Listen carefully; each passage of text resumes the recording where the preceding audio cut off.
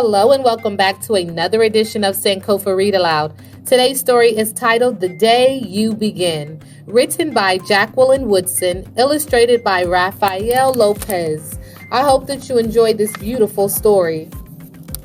There will be times when you walk into a room and no one there is quite like you.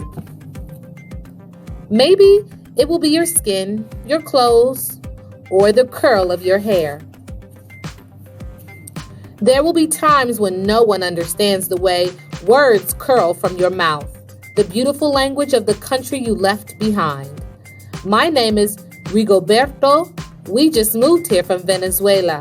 And because they don't understand, the classroom will fill with laughter until the teacher quiets everyone. Rigoberto from Venezuela, your teacher says so soft and beautifully that your name and homeland sound like flowers blooming, the first bright notes of a song. There will be times when the words don't come. Once huge, now smaller. When the teacher asks, "What did you do last summer?" Tell the class your story. "We went to France," Shayla says. "These shells came from a beach in Maine." A boy named Jonathan holds out a jar, filled with tiny shells so fragile, they look like they'll turn to dust in your own untraveled hands. My whole family went to India, Spain, South Carolina.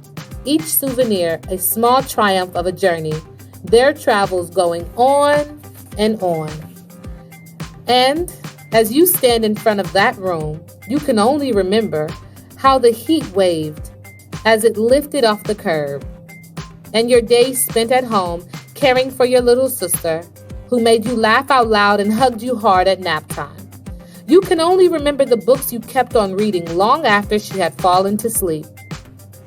And in that room, where no one else is quite like you, you'll look down at your own empty hands and wonder, what good is this, when other students were flying and sailing and going somewhere? There will be times when the lunch your mother packed for you is too strange or too unfamiliar for others to love as you do. When even your own friend Nadia will wrinkle her nose and say, "What's in there anyway?" And you'll wonder how she doesn't see the rice beneath the meat and kimchi. You'll wonder why she doesn't remember that rice is the most popular food in the world. There will be times when the climbing bars are too high, the run is too fast and far, the game isn't one you can ever really play. I don't want him on our team. You can watch.